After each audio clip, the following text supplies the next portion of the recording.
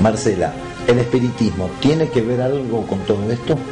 Sí, el espiritismo nace como un juego social en el año 1847 con las hermanas Fox y en New York. Y en esta casa de las hermanas Fox había ruidos extraños, se escuchaban golpes en las paredes, en las mesas.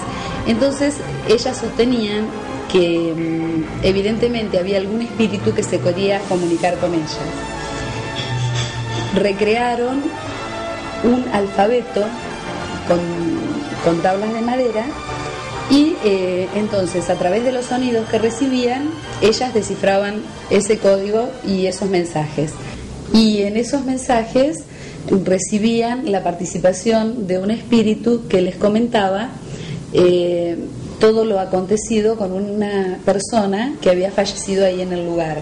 Esto tuvo una amplia difusión y a partir de aquí, tanto en Europa como en todos los demás países, la gente se reunía con el fin de tener mensajes del más allá o de distintos espíritus.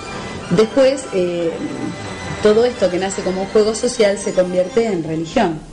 El espiritismo es una ciencia de observación, es la que, llegado el momento, Kardec codifica como doctrina, como ciencia. Es estudiada, es investigada, y de ahí suceden muchas cosas. O sea, se revela un mundo espiritual del cual no se ve pero que se siente. ¿El espiritismo tiene algo que ver o es similar a la parapsicología? La parapsicología surge, se puede decir, del estudio científico de lo que en sus comienzos fue el espiritismo. El espiritismo se puede considerar como una religión, pero también hay médiums que se dedican a ayudar a las personas. Y yo creo que en esto sí tiene relación con la parapsicología, en tanto y en cuanto la persona que ayuda al otro utilice la técnica que utilice, si lo hace con respeto, con amor, sea un espiritista, un parapsicólogo, un brujo, un chamán, una curandera o un médico, si sostienen la base de respeto hacia la persona que están tratando y esto da resultados, bueno, entonces sirve. Es positivo. Exacto. Yo, por respeto al paciente, jamás hago ningún tipo ni de predicciones ni nada por el estilo en una primera entrevista. Y siempre comento y digo, nuestra primera entrevista es para conocernos, charlar un poco y pautar reglas básicas. Las reglas básicas, ¿cuáles son? Si una persona te viene con un problema determinado, decir, bueno, ¿esto es blanco o es negro?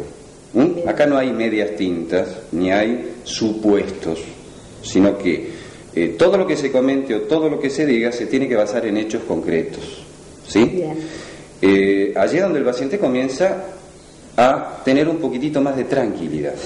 ¿Por qué? Porque al no hablarle de cosas extrañas y tener un diálogo lo más sencillo posible, yo creo que ahí comienza a tener un poco de confianza. ¿Por qué? Porque no pierde nada y porque no le llenas la cabeza absolutamente con ninguna idea rara, sino que vamos a la parte concreta.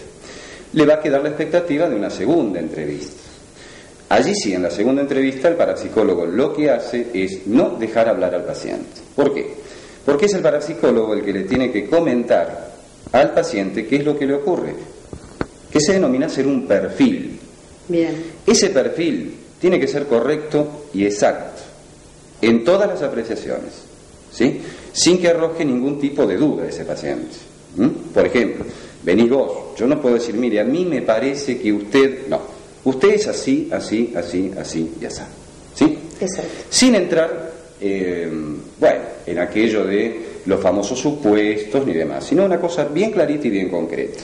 Siempre se le alerta al paciente también que esto no es un método de adivinación, ni le vamos a andar adivinando el futuro, porque eso genera confusiones, sino que con ese estudio lo que se pretende es tratar de sacar la parte positiva y la negativa de un paciente.